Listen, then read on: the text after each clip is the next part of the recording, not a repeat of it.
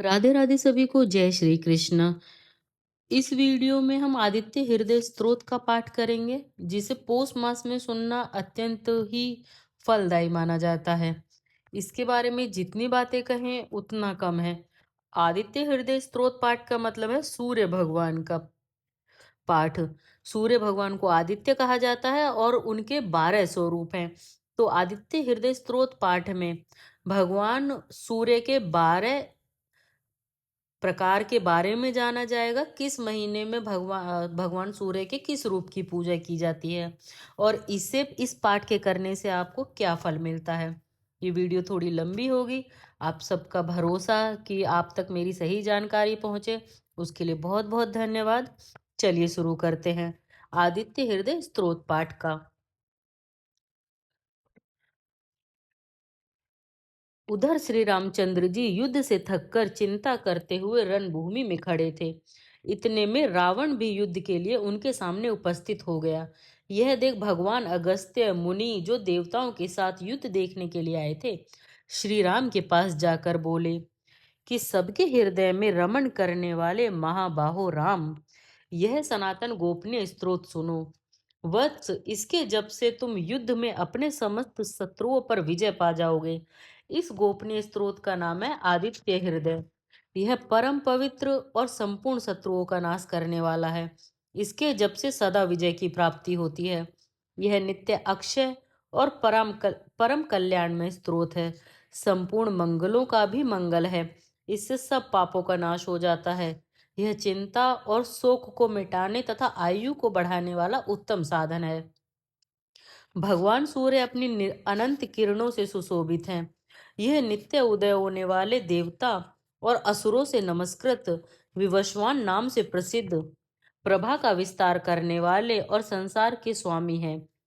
तुम इनका पूजन करो। संपूर्ण देवता इन्हीं के स्वरूप हैं। ये तेज की राशि तथा अपनी किरणों से जगत को सत्ता एवं स्फूर्ति प्रदान करने वाले हैं। ये ही अपनी रश्मियों का प्रसार करके देवता और असुरों सहित संपूर्ण लोकों का पालन करते हैं।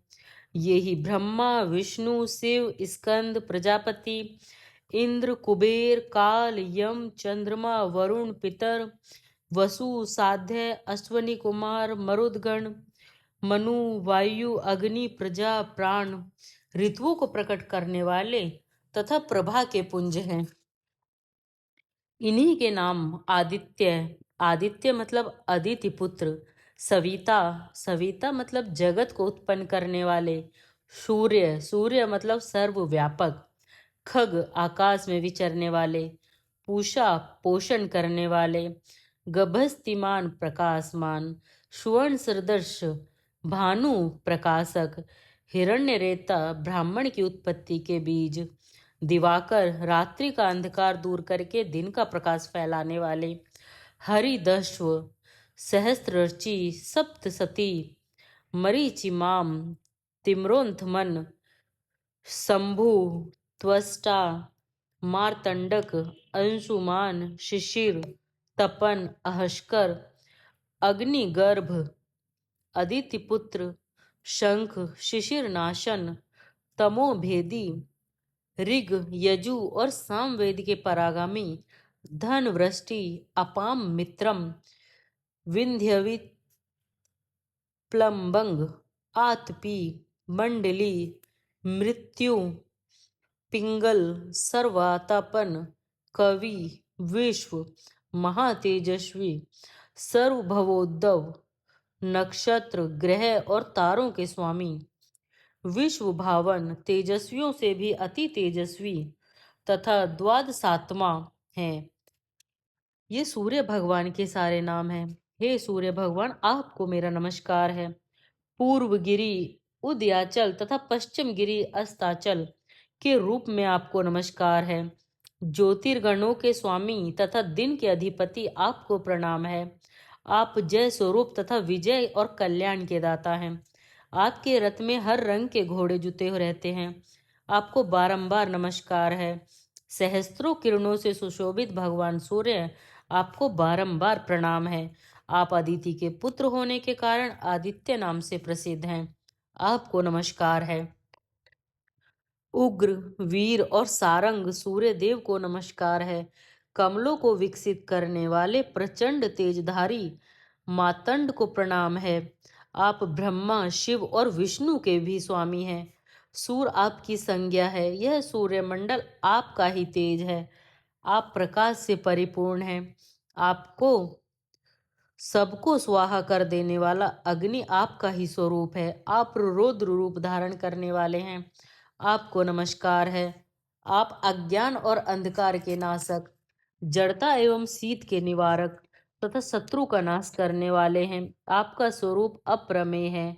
आप कृत धनों का नाश करने वाले संपूर्ण ज्योतियों के स्वामी और देव स्वरूप हैं। आपको नमस्कार है।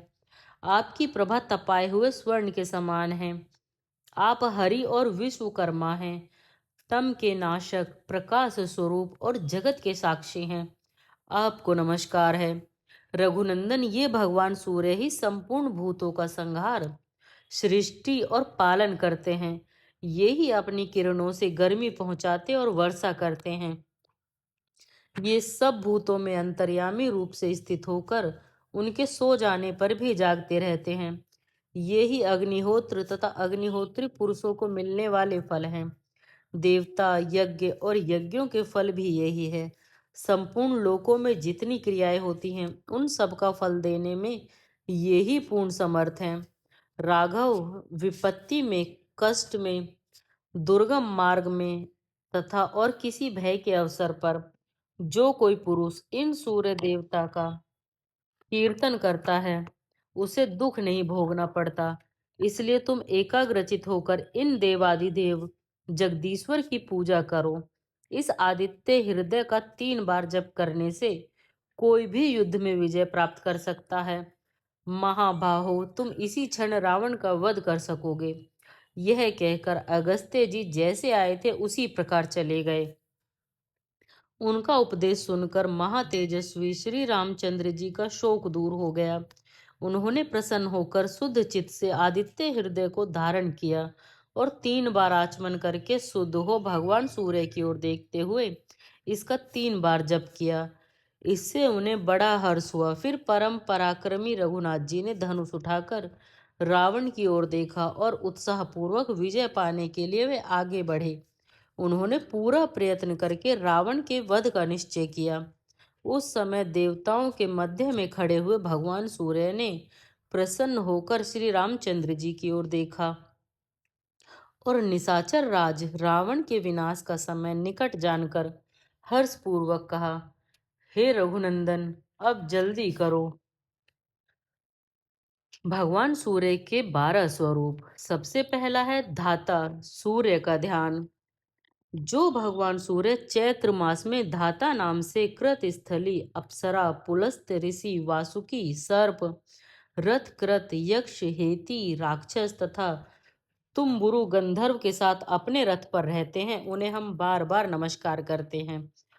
वे रश्मि जाल से आवृत होकर हमारे अंधकार को दूर करें तथा हमारा पुनः पुनः कल्याण करें। धाता सूर्य 8,000 किरणों के साथ तपते हैं तथा उनका रक्त वर्ण है। भगवान सूर्य चराचर जगत की आत्मा है। पुराणों में सूर्य की अनंत कथाएं हैं।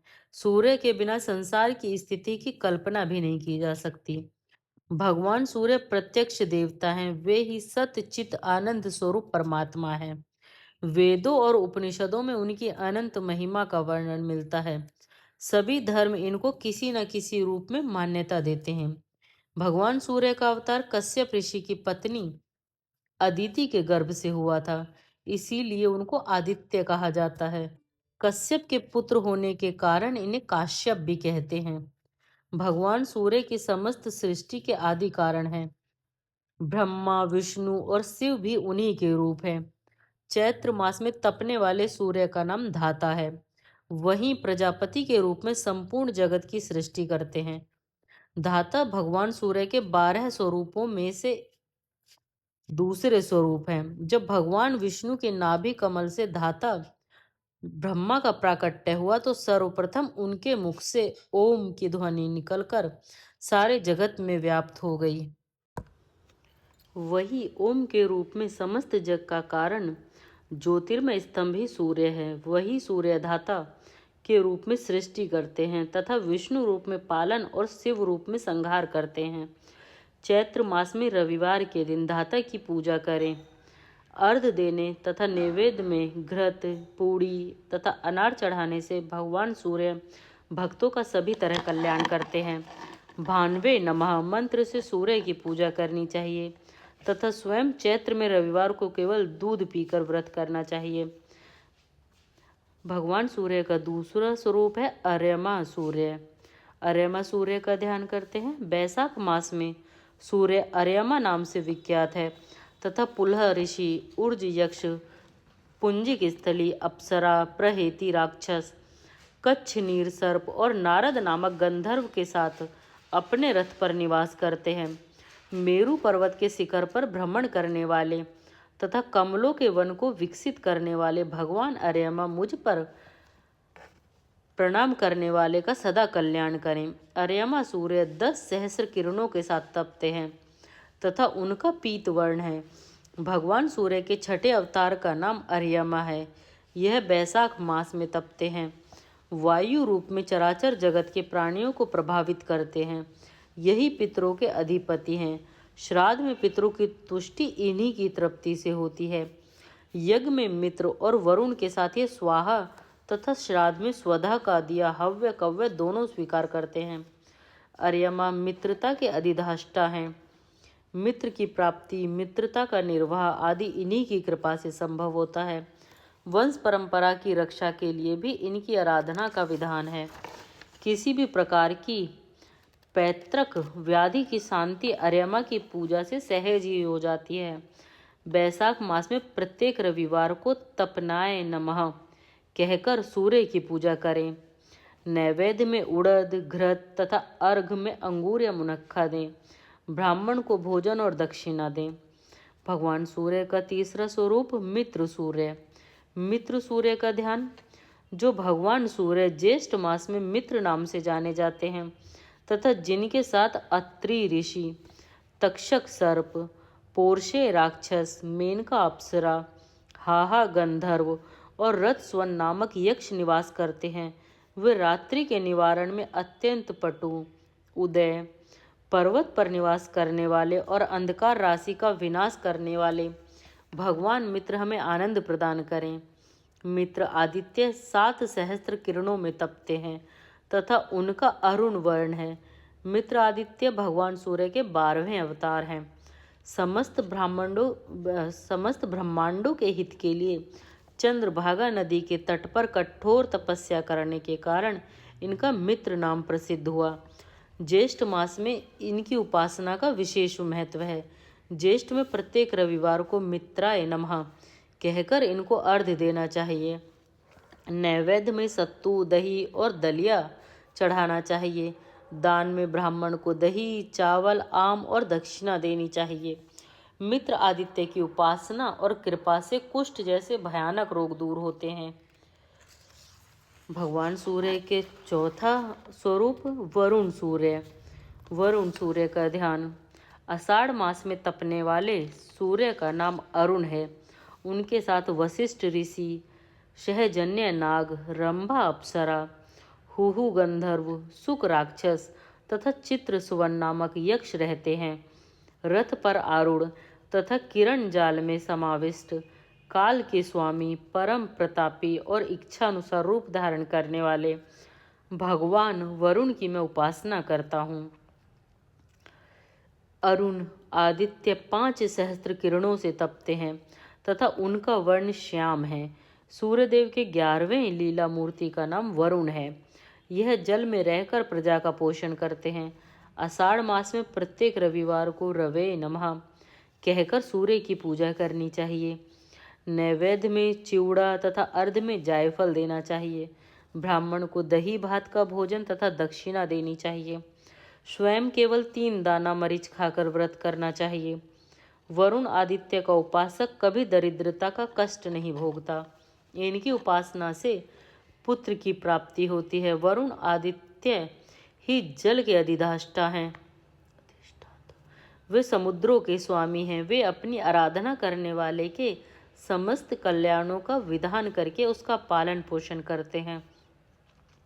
वे शत्रुओं के नाशक, अर्यमा और मित्र के सहचर तथा संसार के साक्षी हैं। ऋग्वेद के अनुसार वे भक्तों की अभिलाषा पूर्ण करने वाले तथा धन देने वाले हैं। वे पश्चिम दिशा के स्वामी तथा कश्यप अदिति के पुत्र हैं। भगवान सूर्य के का पांचवा स्वरूप इंद्र सूर्य। इंद्र सूर्य का ध्यान। श्रावण मास के अधिपति सूर्य का नाम इंद्र आदित्य है। वे अपने रथ पर अंगिरा ऋषि, विश्वासु, गंधर्व, प्रमलोचा अप्सरा, एलापुत्रा नाग, श्रोता यक्ष तथा सर्य राक्षस के साथ चलते हैं।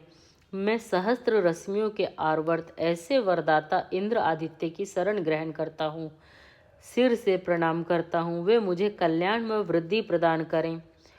इंद्र आदित्य सहस्त्र रश्मियों से तपते हैं तथा उनका वर्ण श्वेत है। भगवान सूर्य का प्रथम लीला विग्रह इंद्र नाम से प्रसिद्ध है। यह देवराज के पद पर आसीन है। यह देवताओं के रक्षक तथा वृष्टि के स्वामी हैं। वृष्टि से ही संसार का जीवन चलता है। वैदिक काल में इंद्र के निमित्त अनेक यज्ञ होते हैं। त्रेता में वानर राज बाली और द्वापर में अर्जुन इन्हीं के अंश से उत्पन्न हुए हैं।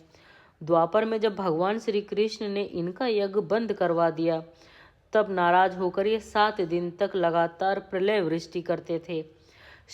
भगवान श्री कृष्ण को ग्वाल बालों की इनके कोप से रक्षा करने के लिए गोवर्धन पर्वत उठाना पड़ा था। इन्होंने दीर्घ काल तक ब्रह्मचर्य पूर्वक रहकर ब्रह्मा जी से ब्रह्म ज्ञान प्राप्त किया था। अध्यात्म ज्ञान मानव जगत में इन्हीं की कृपा से आया। इंद्र आदित्य ही आयुर्वेद के आदि उपदेष्टा हैं। भगवान धन्वंतरी ने इन्हीं से आयुर्वेद का ज्ञान प्राप्त किया था। इंद्र आदित्य की प्रसन्नता के लिए श्रावण मास के प्रत्येक रविवार को व्रत करना चाहिए और बिना नमक के केवल एक समय भोजन करना चाहिए।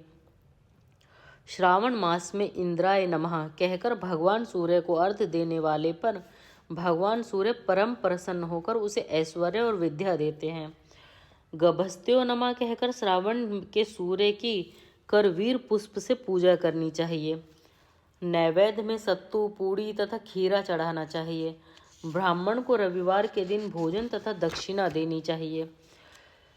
भगवान सूर्य का छठा स्वरूप विवस्वान सूर्य। भाद्रपद में विवस्वान नामक आदित्य, भृगु ऋषि, अनुमलोचा अप्सरा, उग्रसेन गंधर्व, शंखपाल नाग, असारण यक्ष तथा व्याघ्र राक्षस के साथ अपने रथ पर चलते हैं। मैं जगत के निर्माण करता, सारी दिशाओं में व्याप्त तेज वाले आकाशचरी ग्रह महादीप भगवान विवस्वान को प्रणाम करता हूँ। विवस्वान सूर्य 10 सहस्त्र रश्मियों से तपते हैं। उनका वर्ण वभ्रु है। भगवान सूर्य का 8वां स्वरूप साक्षात अग्निदेव का है। अग्नि को ही विवस्वान कहते हैं। इसका अर्थ यह है कि अग्नि में जो ताप या उष्मा है वह विवस्वान स्वरूप है। जल का शोषण, शीत निवारण और प्राणियों के भोजन का पाचन, यह सब अग्नि का कार्य है। वैसे तो विवस्वान सूर्य भाद्रपद मास में सूर्य के रथ के अधिपति हैं, लेकिन जहाँ भी अग्नि है वहाँ विवस्वान देव की ही उपस्थिति मानी जाती है। अग्निदेव के रूप में भगवान विवस्वान ही दक्षिण और पूर्व दिशा के मध्य कोण के स्वामी हैं। प्राणियों के भीतर वही जठराग्नि रूप से अन्न का पाचन करते हैं। समुद्र में वडवाग्नि के रूप में भगवान विवस्वान ही प्रज्वलित रहते हैं। वन में दावाग्नि तथा सूर्य मंडल में इन्हीं को दिव्याग्नि कहा जाता है। लोक में व्यक्त एवं अव्यक्त रूप में वही अग्नि है, वही ज्ञान के स्वरूप हैं। भाद्रपद मास में प्रत्येक रविवार को व्रत रखकर भगवान विवस्वान को अर्घ्य देना चाहिए तथा यमाय नमः कहकर चावल, घृत और कुम्हड़ा चढ़ाना चाहिए। इनकी कृपा से बुद्धि और यश प्राप्त होता है। भगवान सूर्य के 7वें स्वरूप पुषा सूर्य। पुषा सूर्य का ध्यान। अश्विन मास में सूर्य के रथ पर पुषा नामक आदित्य, गौतम ऋषि, धृताची अप्सरा, सुरुचि गंधर्व, धनंजय नाग, सुषेण यक्ष तथा धाता राक्षस के साथ परिभ्रमण करते हैं। सहस्त्र रश्मियों से आवर्त भगवान पूषा मेरे सभी पापों का नाश करके मुझे संतोष प्रदान करें। पुषा आदित्य 6 सहस्त्र रश्मियों से तपते हैं और उनका अलक्त वर्ण है। भगवान सूर्य के 5वें विग्रह का नाम पुषा है। ये अन्न में रहकर प्रजाजनों की पुष्टि करते हैं। यही अश्विन मास में सूर्य के रथ पर अपने सहचरों के साथ रहते हैं। पुषा आदित्य पशु संपत्ति की वृद्धि करते हैं। यही इंद्रजाल क्रिया के मुख्य देवता हैं। अश्विन मास के प्रत्येक रविवार को हिरण्य रेत से नमः कहकर पुषा सूर्य की पूजा करनी चाहिए। नैवेद्य में चीनी तथा अनार चढ़ाना चाहिए। ब्राह्मण को भक्ति परायण होकर चावल और चीनी देनी चाहिए। भगवान सूर्य के 8वां स्वरूप पर्जन्य सूर्य। कार्तिक मास में सूर्य के रथ का पर्जन्य आदित्य भारद्वाज ऋषि, वर्चा गंधर्व, ऐरावत नाग, सेनजित यक्ष तथा विश्व राक्षस के साथ संचरण करते हैं, जो समस्त सृष्टि को प्रतप्त करने के पश्चात पुनः वृष्टि द्वारा आनंद प्रदान करते हैं। उन भगवान पर्जन्य की मैं पूजा करता हूँ। पर्जन्य आदित्य 9000 रश्मियों से तपते हैं तथा उनका वर्ण अरुण है। सूर्यदेव का तीसरा लीला विग्रह पर्जन्य के नाम से विख्यात है। यह बादलों में स्थित होकर अपनी किरणों द्वारा वर्षा करते हैं। कार्तिक मास के प्रत्येक रविवार को अगस्त्य पुष्प तथा अपराजित धूप के द्वारा उनकी पूजा करनी चाहिए। नैवेद्य के स्थान पर गुड़ के बनाए हुए पोहे तथा ईख का रस चढ़ाना चाहिए। उसी नैवेद्य के द्वारा ब्राह्मण को यथाशक्ति भोजन कराकर दक्षिणा देनी चाहिए। कार्तिक मास में जो सूर्यदेव के मंदिर में दीपदान करता है, उसे संपूर्ण यज्ञों का फल प्राप्त होता है और वह सूर्य के समान तेजस्वी होता है। अंशुमान सूर्य का ध्यान। सूर्य भगवान के 9वां स्वरूप।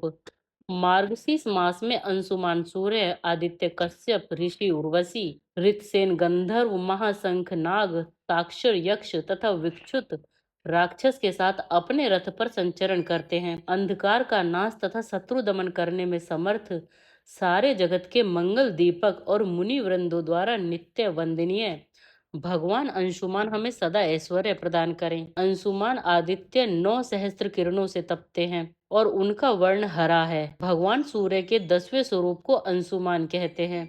ये मार्गशीर्ष मास के अधिपति हैं। यह वायु रूप में प्राण तत्व बनकर समस्त प्राणियों को सजग, सतेज तथा प्रसन्न बनाए रखते हैं। तात्पर्य यह है कि वायु में भी सूर्य का तत्व ही समाहित है। अंशु का एक अर्थ है रश्मि, उष्मा। मार्गशीर्ष मास में भगवान सूर्य अंशुमान रूप में शीत के प्रभाव को कम करके प्राणियों को सुख देते हैं। पुराणों के अनुसार अंशुमान सूर्य वायु रूप में कश्यप अदिति के पुत्र हैं। ऐसी कथा है कि जब भगवान विष्णु ने हिरण्याक्ष और हिरण्यकशिपु को मार डाला तो दैत्य माता दिति अत्यंत दुखी थी। दिति को रोष इंद्र पर था। इंद्र के लिए ही तो उनके पुत्र मारे गए। इसलिए उन्होंने बड़े संयम और प्रेम से महर्षि कश्यप को प्रसन्न किया। दिति ने संतुष्ट पति से इंद्र का वध करने वाला पुत्र चाहा। महर्षि कश्यप ने दिति को पुंसवन प्राप्त करने का आदेश दिया। जब इंद्र को इस रहस्य का पता लगा तो वे चिंतित हो गए। वे दिति की सेवा करने लगे। दिति व्रत पालन में अत्यंत सावधान रहती थी, परंतु एक दिन प्रमादवश संध्या काल में सो गई। इंद्र को मौका मिल गया और उन्होंने उनके गर्भ में घुसकर गर्भ को 49 टुकड़ों में काट डाला, पर वे टुकड़े मरे नहीं। वे सब व्रत के प्रभाव से 49 बालक हो गए। इंद्र ने उनको देवता बना लिया। वायु के 49 रूप और वायु मूल रूप के से अंशुमान आदित्य ही हैं। इनकी आराधना से शरीर स्वस्थ रहता है तथा सिद्धि के साथ ऐश्वर्य भी प्राप्त होता है। मार्गशीर्ष में प्रत्येक रविवार को व्रत करना चाहिए तथा भगवान सूर्य को नैवेद्य में चावल, घृत तथा गुड़ के साथ नारियल चढ़ाना चाहिए। भगवान सूर्य के 10वें स्वरूप भग सूर्य का ध्यान, जो कि अभी पौष माह चल रहा है। पौष माह में भग नामक आदित्य, अरिष्ट नेमि ऋषि, पूर्व चित्ती अप्सरा, उर्ण गंधर्व, करकोटक सर्प, आयु यक्ष तथा स्फुर्ज राक्षस के साथ अपने रथ पर संचरण करते हैं। तिथि, मास, संवत्सर, अयन, घटी आदि के अधिष्ठाता भगवान भग मुझे सौभाग्य प्रदान करें। 11,000 रश्मियों से तपने वाले भगवान भग का रक्त वर्ण है। भगवान सूर्य के 7वें विग्रह का नाम भग है। यह ऐश्वर्य रूप से समस्त सृष्टि में निवास करते हैं तथा पौष मास में सूर्य के रथ पर चलते हैं। भक्त कहते हैं सूर्य, चंद्रमा, शिव सौभाग्य, प्रसन्नता, यश, सौंदर्य, प्रेम, गुण, धर्म, प्रयत्न, मोक्ष तथा शक्ति को शिव की भांति कल्याण कर प्रकृति में स्वर्ग जैसी सुषमा की सृष्टि करते हैं तथा अपने उपासकों को ऐश्वर्य और मोक्ष प्रदान करते हैं। संपूर्ण ऐश्वर्य, धर्म, यश, श्री, ज्ञान, वैराग्य, ये 6 भक्त कहे जाते हैं और इनके स्वामी श्री हरि विष्णु हैं। पौष मास के प्रत्येक रविवार को विष्णवे नमः कहकर सूर्य को अर्घ्य देना चाहिए। नैवेद्य में भगवान सूर्य को तिल चावल की खिचड़ी तथा अर्ध में बिजौरा नींबू देना चाहिए। भगवान सूर्य के 11वें स्वरूप त्वष्टा सूर्य का ध्यान। माघ मास में त्वष्टा नामक सूर्य ब्रह्मरात ऋषि, तिलोत्मा अप्सरा, धृतराष्ट्र गंधर्व, कंबल नाग, सतजित यक्ष तथा वृश्चिक राक्षस के साथ अपने रथ पर चलते हैं। वे शिष्टों द्वारा सेवित नाना शिल्पों के आविष्कर्ता, विविध धातु में प्रभाकर भगवान त्वष्टा मेरा शुभ करें। त्वष्टा 8000 रश्मियों से तपते हैं। उनका चित्र वर्ण है। भगवान सूर्य के चौथे विग्रह का नाम त्वष्टा है। माघ मास में त्वष्टा नामक सूर्य तपते हैं। वे संपूर्ण वनस्पतियों तथा औषधियों में स्थित रहते हैं। त्वष्टा कहते हैं देव शिल्पी विश्वकर्मा को। जो कोई भी इस दिन भगवान सूर्य के निमित्त की गई पूजा और दान 1000 गुना अधिक फलदायक होते हैं। जो कोई भी इस व्रत को करता है उसके सभी मनोरथ पूर्ण होते हैं। रथ सप्तमी के महात्म्य का श्रवण करने वाला व्यक्ति ब्रह्म हत्या जैसे महान पाप से भी मुक्त हो जाता है।